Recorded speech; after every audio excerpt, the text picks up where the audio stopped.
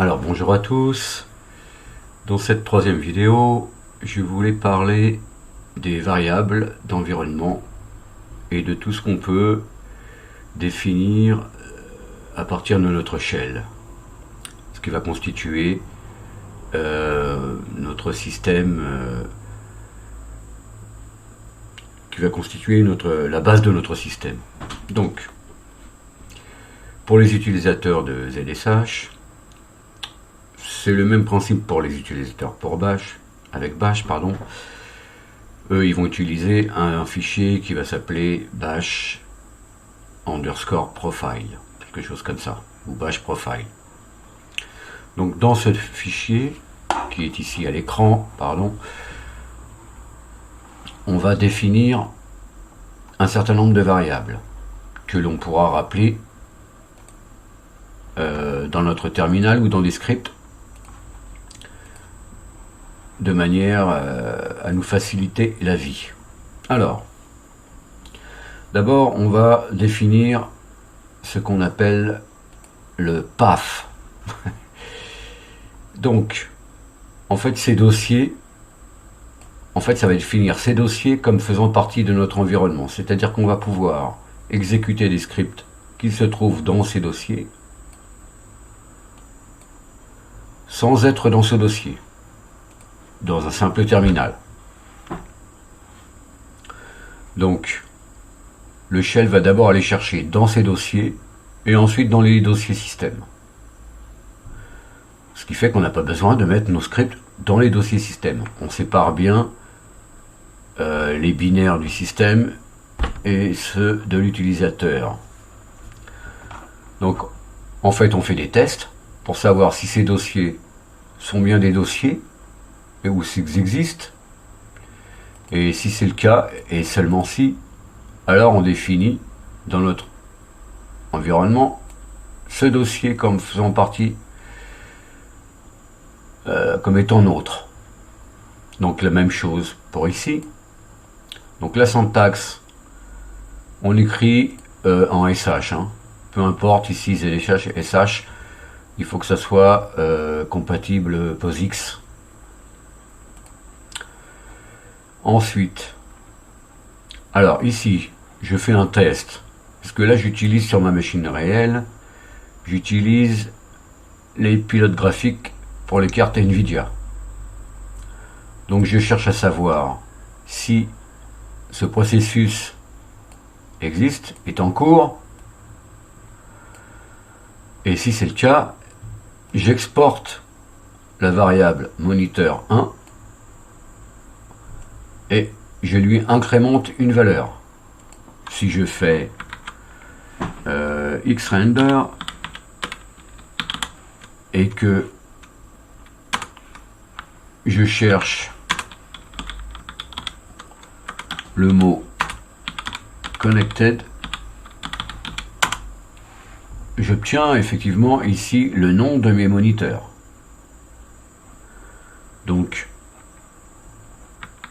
Et donc je viens peupler les variables avec les noms que j'ai obtenus ici. Et puis effectivement, donc si ça c'est vrai, donc ça exporte ces valeurs.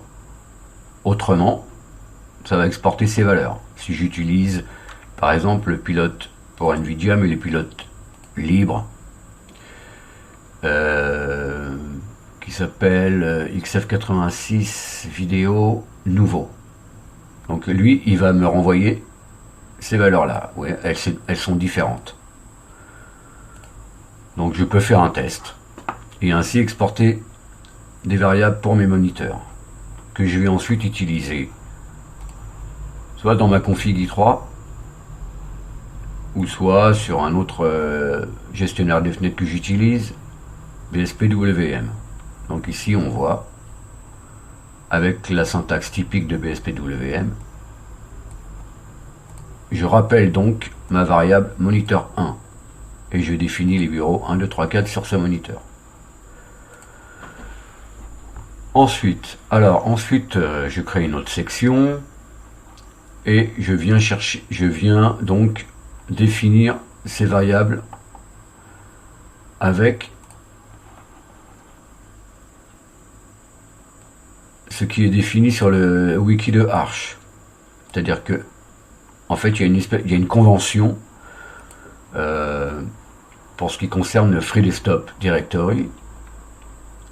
Et, en fait, voilà, les variables ici, elles sont prédéfinies. Évidemment, je pourrais les changer, mais voilà.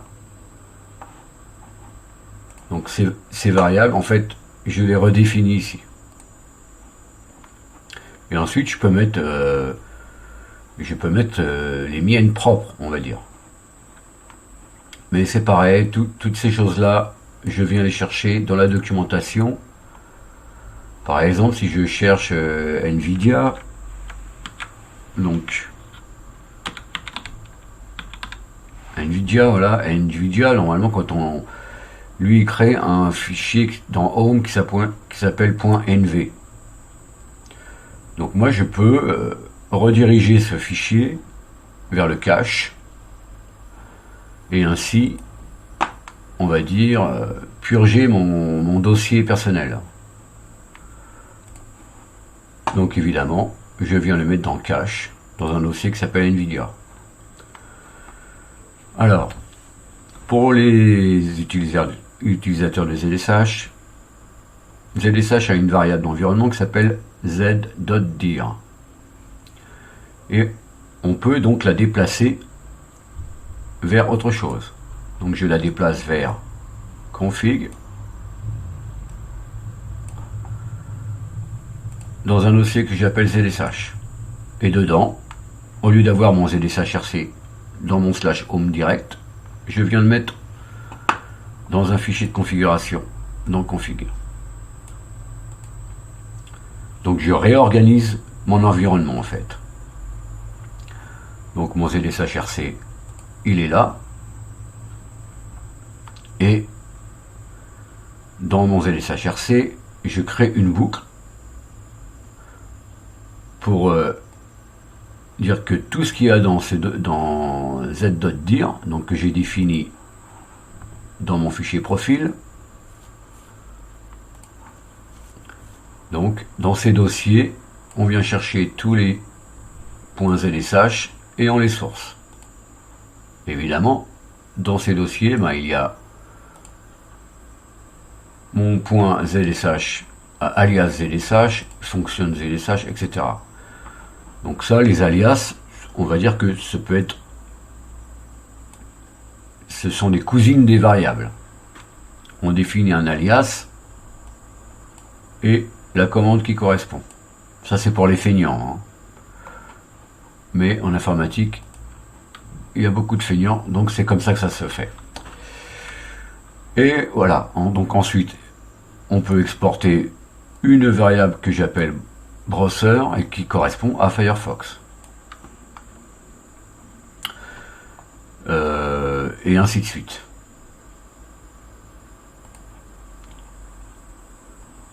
Pareil ici.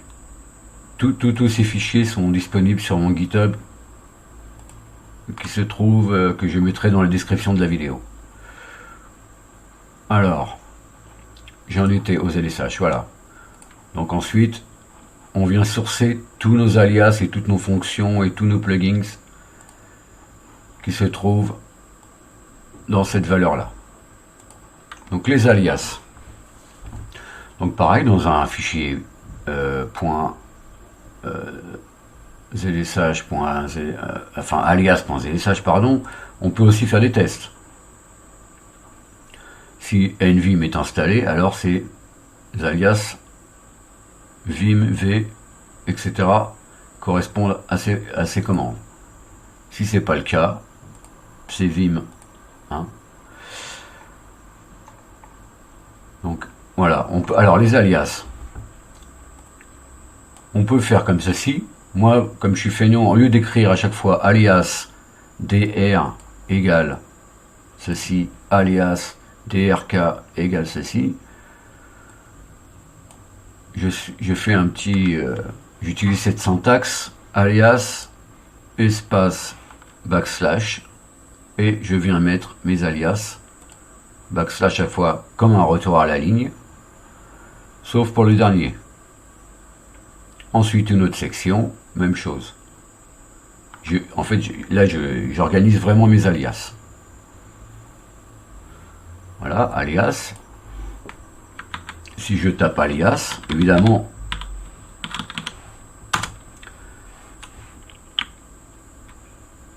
mon fichier alias.zlsh s'ouvre et je peux l'éditer.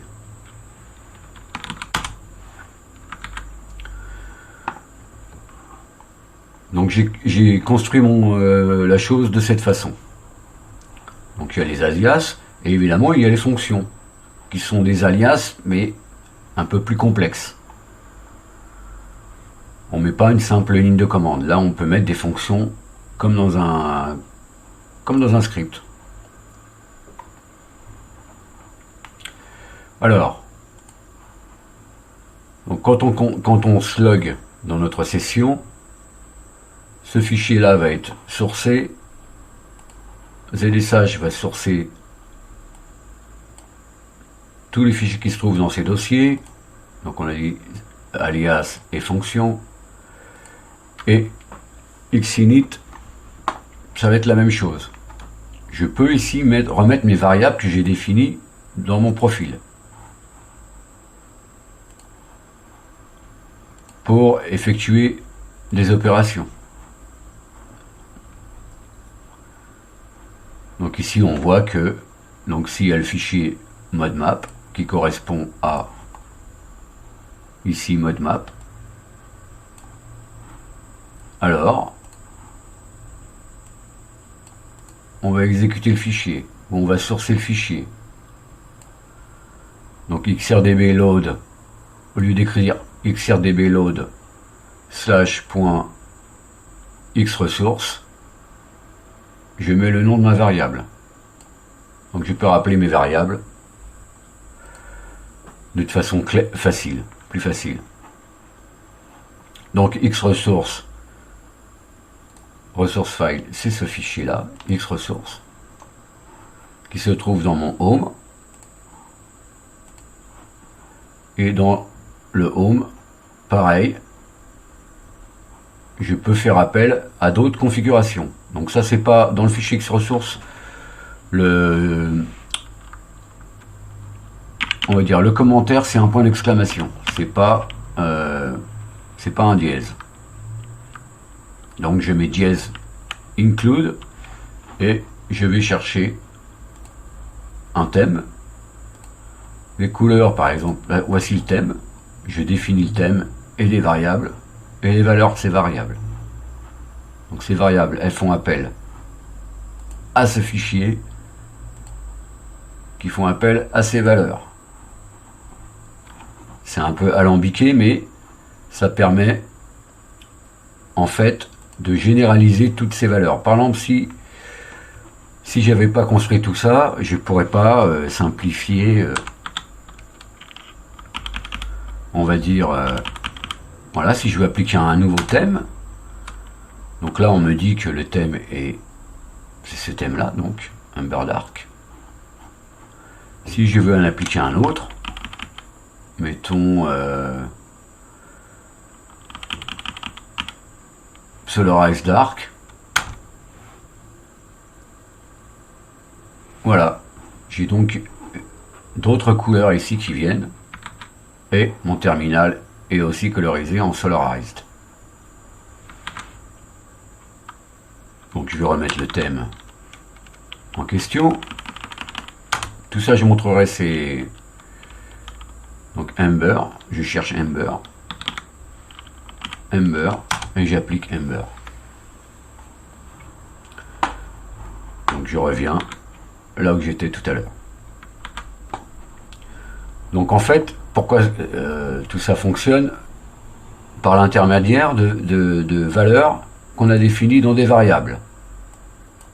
Cette valeur là, je lui attribue cette variable. Cette variable, je viens la peupler avec une autre valeur. En fait, là, ici, ça pourrait être écrit comme ça.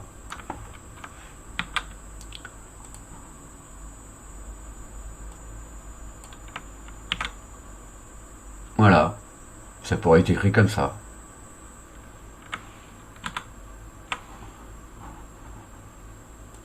Les couleurs, ok, les menus. Alors URXVT, donc c'est donc ce terminal, c'est un autre terminal que j'utilise. Donc en lui, il vient lire ce fichier URXVT qui se trouve en config URXVT. Et là, pareil, je mets les variables que j'ai définies dans un fichier.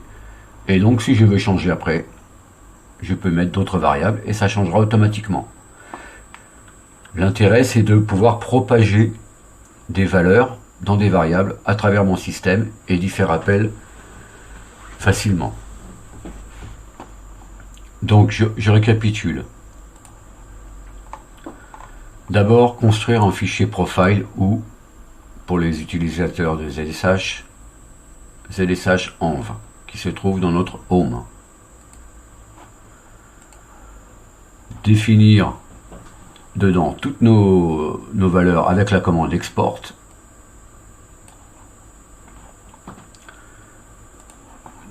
Dans notre ZSHRC, on vient sourcer nos alias et nos plugins, mettons. Dans notre fichier alias.zsh, on définit nos alias. Donc tout ça va nous permettre d'exécuter ça dans le shell sans avoir à nous déplacer. Par exemple, si je vais exécuter un script, je sais pas moi, j'ai un script qui s'appelle Rofi Chooser, voilà. Donc c'est donc ce script là. Donc j'ai pas besoin de me déplacer dans mon /bin ou dans mon /local/bin.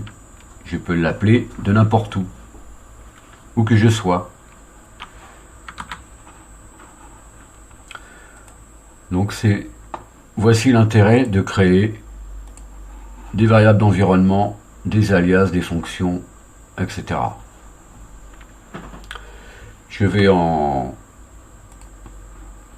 terminer ici pour cette petite vidéo. Si vous avez des commentaires, n'hésitez pas.